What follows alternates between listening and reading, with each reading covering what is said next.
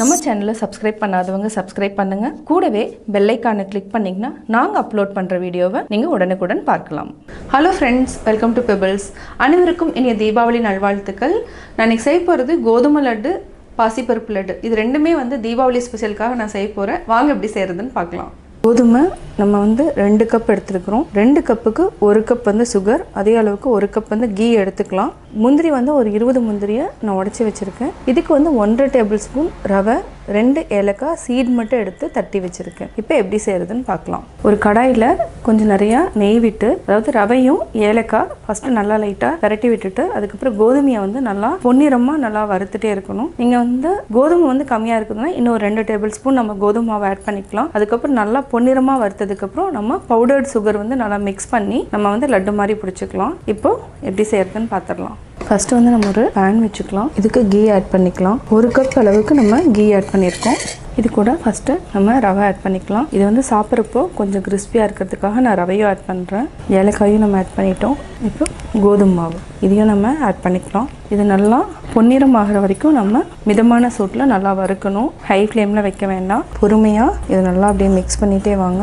இது நல்லா வறுக்க நெய் நல்லா மிக்ஸ் ஆனதுக்கப்புறம் கொஞ்சம் நல்லா கெட்டியாகும். நல்லா வாசம் வர வரைக்கும் நல்லா வறுத்துக்கலாம். ஃபஸ்ட்டு நெய்யில் போட்டோன்னே நம்மளுக்கு அப்படியே நெய் கூட இதாயிரும். நல்லா அப்படியே வறுத்துட்டே வர கொஞ்சம் நல்லா நிறையா வரும். நல்லா அப்படியே ஃப்ரை பண்ணிகிட்டே இருங்க. அதாவது ஹை ஃப்ளேமில் இல்லை, மிதமான சூட்லேயே நம்ம அப்படியே இதே மாதிரி மிக்ஸ் பண்ணிகிட்டே இருக்கணும். நல்லா வாசம் வர வரைக்கும் நல்லா வறுத்துக்கணும். ஆக்சுவலாக நெய்யில் நிறையா வறுத்து இதை அப்படியே கொடுத்துட்டோம்னா சுருமான்னு சொல்லுவாங்க. இது நல்லா குழந்தைகளுக்கு கொடுத்துட்டா நல்லா ஸ்ட்ரென்த்து நிறையா கிடைக்கும். 3லிருந்து 6 வயசு வரைக்கும் இந்த சுருமா லட்டு கொடுப்பாங்க. இதை நீங்கள் சாப்பிட்டு பார்த்தீங்கன்னா ஹார்லிக்ஸ்னோட டேஸ்ட் இருக்கும். இதே மாதிரி இன்னும் நல்லா வறுத்துட்டே இருங்க. இது நல்லா பொன்னிறம் ஆகிறப்போ என்னென்னா இன்னும் கொஞ்சம் பார்த்தீங்கன்னா நிறையா வரும். உங்களுக்கு கீ நிறையா விட்டுட்டிங்கன்னா இன்னும் 2 டேபிள் ஸ்பூன் மாவும் நம்ம ஆட் பண்ணிக்கலாம். இப்போ வாசம் வர ஆரம்பிச்சிருக்கு. இது நல்லா இதே மாதிரி வறுத்துட்டே இருங்க.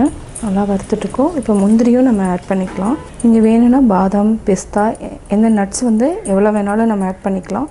நான் முந்திரி மட்டும் ஆட் பண்ணியிருக்கேன். இதை நல்லா மிக்ஸ் பண்ணிவிட்டு இன்னும் 1 நிமிஷம் வரைக்கும் மிதமான சூட்டில் நல்லா வறுத்துட்டே இருக்கலாம். நல்லா வறுத்துட்டோம். அதாவது கோதுமையினோட வாசம் நல்லா வர ஆரம்பிக்குது. இப்போ நம்ம கேஸ் ஆஃப் பண்ணிக்கலாம். நல்லா பொன்னிறம் ஆயிடுச்சு. உங்களுக்கு பார்த்தீங்கன்னாவே தெரியும். இப்போ நம்ம சுகர் ஆட் பண்ணிக்கலாம். இதையும் நல்லா மிக்ஸ் பண்ணி விடுங்க. இன்னும் 1 டேபிள் ஸ்பூன் அளவுக்கு பவுடர் சுகர் நம்ம ஆட் பண்ணிட்டோம். இப்போ ரெடி ஆயிடுச்சு. இது லைட்டாக நம்ம ஆற வச்சுட்டு உருண்டை பிடிச்சிக்கலாம். வேறு பாத்திரத்தில் மாற்றிக்கலாம். ஒரு பவுலில் கொட்டிக்கலாம். அதுக்கப்புறம் உருண்டை பிடிச்சிக்கலாம். நம்ம ஒரு பாத்திரத்தில் மாற்றிட்டோம். எவ்வளோ சைஸ் வேணுமோ அந்தளவுக்கு நம்ம உருண்டை பிடிச்சிக்கலாம். கொஞ்சம் சூடாக இருக்குது. சூடு இன்னும் கொஞ்சம் ஆறணும். ஆறினதுக்கப்புறம் பிடிச்சிக்கலாம். நம்ம உருண்டைகளாக பிடிச்சிக்கலாம். இதே மாதிரி நம்ம எல்லா லட்டுகளையும் பிடிச்சி எடுத்துக்கலாம். எனக்கு செய்ய போகிறது பாசிப்பருப்பு லட்டு. தேவையான பொருட்கள்: பாசிப்பருப்பு 1 கப் எடுத்திருக்கேன். இதே அளவு கப்பில் நான் சுகர் எடுத்திருக்கேன். நம்மளுக்கு ஸ்வீட் ஜாஸ்தி வேணும்னா அதே அளவு எடுத்துக்கோங்க. கம்மியாக வேணும்னா நம்ம இதை விட அந்த 1 கப் விட நம்ம குறைச்சிக்கலாம். இதுக்கு கீ ஒரு 5 டேபிள் ஸ்பூன் எடுத்திருக்கேன். முந்திரி ஒரு 10 முந்திரியை 2ஆக உடைச்சி வச்சுருக்கேன். ஏலக்காய் 4 ஏலக்காவை தட்டி வச்சுருக்கேன். இப்போ எப்படி செய்கிறதுன்னு பார்த்துக்கலாம். ஃபஸ்ட்டு நம்ம சுகரை பொடி பண்ணி வச்சுக்கலாம். இதை நல்லா வறுத்தெடுக்கணும். அதாவது என்ன வறுக்கிறதுனா கரெக்டான பதத்தில் நம்ம வறுத்தெடுத்துக்கலாம். இப்போ எப்படி செய்கிறதுன்னு பார்க்கலாம். ஒரு கடாய் வச்சாச்சு.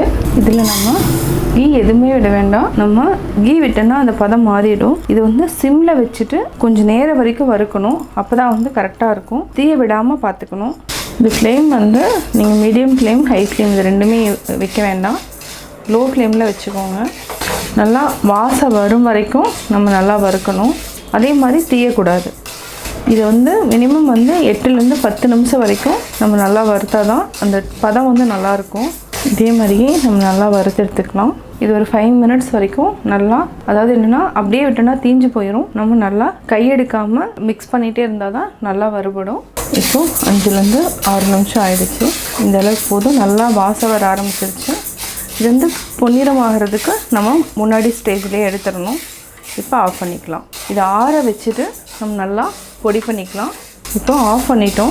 ஆஃப் பண்ணதுக்கப்புறம் அந்த சூடே போதும் நம்மளுக்கு. இந்த கடாயில் இருக்கிற சூட்டுக்கு நம்ம இன்னும் 2 நிமிஷம் இதே மாதிரி நல்லா மிக்ஸ் பண்ணிக்கோங்க. இப்போ நம்ம ஆற வச்சுட்டு பொடி பண்ணி எடுத்து வச்சுக்கலாம். முந்திரியை நம்ம லைட்டாக வறுத்து வச்சுக்கலாம்.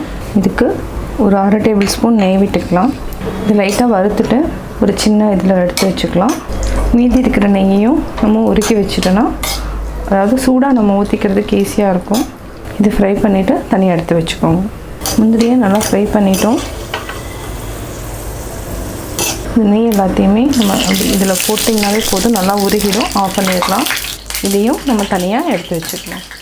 பாசிப்பருப்பை அரைச்சிட்டு பொடி பண்ணி இதில் போட்டிருக்கேன். ஒரு அகலமான பாத்திரத்தில் வச்சுருக்கிறேன். இது கூட ஏலக்காய் போட்டுக்கலாம். சுகர் வந்து நம்ம வேணால் கம்மி பண்ணிக்கலாம்.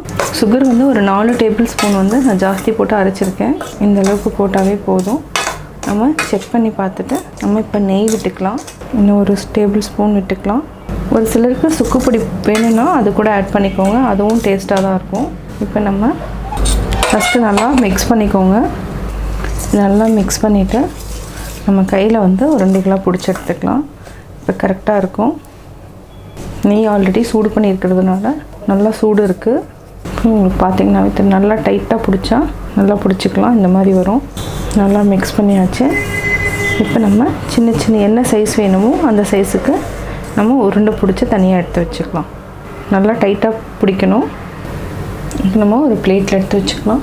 இதே மாதிரி நம்ம எல்லா உருண்டைகளையும் பிடிச்சி எடுத்துக்கலாம். அதாவது என்னென்னா இந்த மாதிரி டைட்டாக பிடிச்சிங்கனாவே ஈஸியாக வந்துடும். நம்ம அதுக்கப்புறம் லைட்டாக அப்படியே ஷேப் பண்ணிக்கோங்க. பாசிப்பருப்பு லட்டு ரெடி ஆகிடுச்சு. நீங்கள் வேணால் கிரேப்ஸ், பிஸ்தா இது எது வேணாலும் வச்சுக்கலாம். கோதுமை லட்டு, பாசிப்பருப்பு லட்டு எப்படி செஞ்சுங்கிறத பார்த்தீங்க.